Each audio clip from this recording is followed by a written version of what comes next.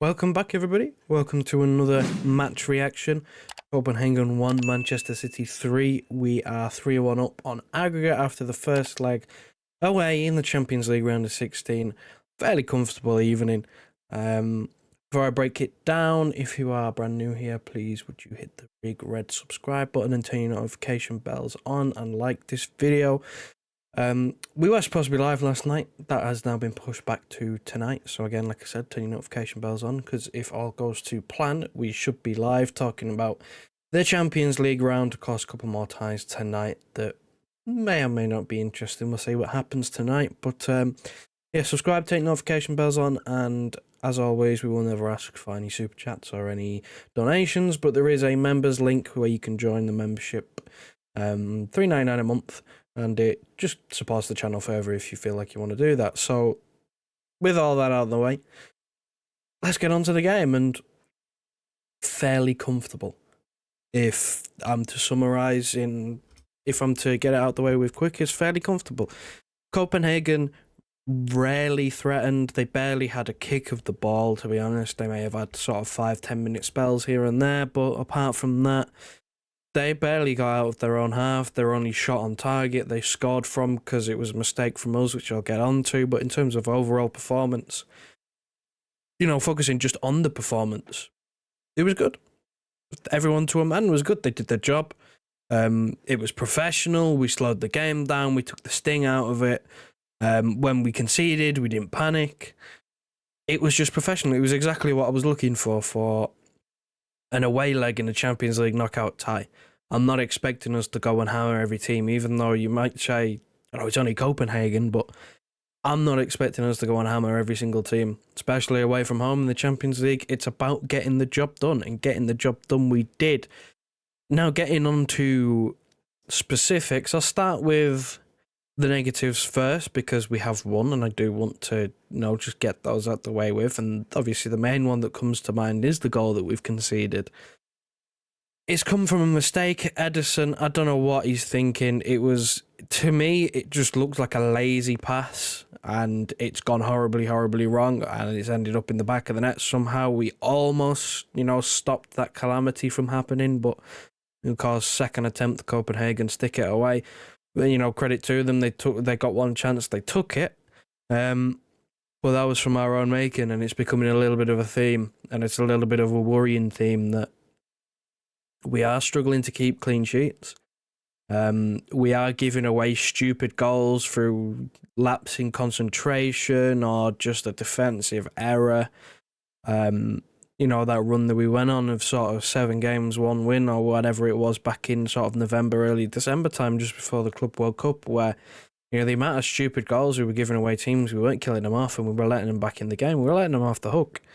And it's gone away slightly, of course. We have been a lot more clinical in terms of we've taken a few more of our chances. We have managed to shut up shop for the most part. But again, there's a few instances creeping in where we still haven't quite got rid of that habit of giving away goals, which again is slightly worrying when you move through this competition and, we have aspirations of winning it.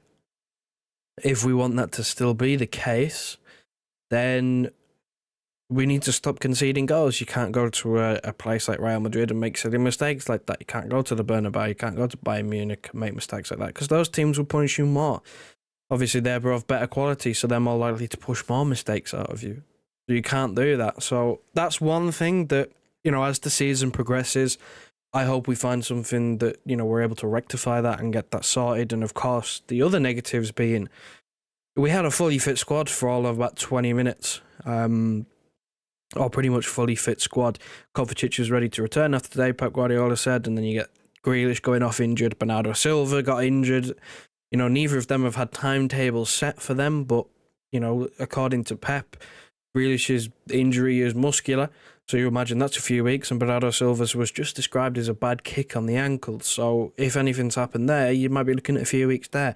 Add to Vardiol, who's got some, I believe it was Achilles or some sort of tendon issue going on down there, ligament, I think it was, that was the word, ligament issue going on, so he's out for a few weeks there, and we had a fully fit squad for 20 minutes, basically, and it's not good, but we will survive. We will survive. We've got Kevin De Bruyne back, who I will move on to swiftly, and Erling Haaland back. He's scoring. Of course, he didn't score tonight, but he's back. A couple of goals against Everton. Did his job today. And then Kevin De Bruyne, like I said, arguably man of the match. You could argue him or Foden. He is absolutely on fire. The goal today, absolutely ridiculous. I don't know how he scored from that angle. 2 assists, I think, by technicality. I think they gave him the first one. The second one's undeniable, that he got an assist for Foden's in the last minute. But that first one, is it a tackle? Is it a pass? Does he get an assist? Does he not? I don't know. I'm not bothered, but he's played a part in all 3 of the goals. Yet again, he's instrumental. And I still think he has gears to go. I really do. I think in terms of delivery from wide areas, in terms of his crossing, I still think his sights are a little bit out. I've got the stats up in front of me on SofaScore, and he's 9 crosses attempted, 1 accurate. Now, I know he takes corners, and our corners are dreadful, so, take it with a pinch of salt, but I still think, something like that shows me that there's still gears, there's still, levels that he has to go up yet when he finds even more fitness, because he was out, basically didn't play, didn't train for 6 months. So, of course, he's still got to set his sights elsewhere. So that will come. I do believe that will be, steady improvement as the season goes along. But again, arguably man of the match alongside Phil Foden. And again, another goal. I think he got the assist for Kevin De Bruyne's first goal as well. Getting a goal and an assist. What more can you say? He's been our most informed player over the last 2 months. And he was playing out on the right. And I did say after Everton that, I'm not a fan of him being pushed out wide because of this central role that he's been liking to take up, that he's been really good at. But I did also say that if you have Kevin De Bruyne in the team, I understand it. Because, as long as you have one creator in there, you've got to sacrifice someone. And, Kevin De Bruyne is Kevin De Bruyne. You can't take him out just because Phil Foden's playing well. So I get why he's playing out on the right, and he had another good game. He was arguably man of the match. I don't know actually who got given it. I'm sure I'll find out after I finish recording this. But, those are the 2 standout players for me. In terms of the tie in general, is it over? You can never say never in football, but realistically, are we going to give up a two-goal lead at home? We shouldn't do. It would take a monumental collapse for us to not progress into the next round. So I do fully expect us to qualify. That even if we came out of here with a point, even if it was a draw, I still would have... I say come out with a point. You can't get a point in knockout tie, but you know what I mean. If you come out with a draw, I still would have been confident in us getting through because we're at home. So I expect us to qualify. I just hope that these injuries aren't too long term and we can hopefully return to full squad fitness for once, for just a few games. That'd be nice. But those are my thoughts on the game. You let me know what you thought of it in the comment section below. Of course, quite a little bit that happened in there, but mostly dominant, mostly comfortable.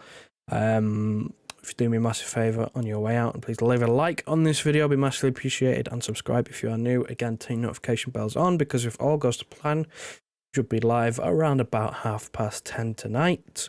And again, like I always say, never ask for any money, but if you do want to support the channel further, there is a membership link in the top line in the description. Thanks very much for watching, and I'll see you hopefully tonight when we go live.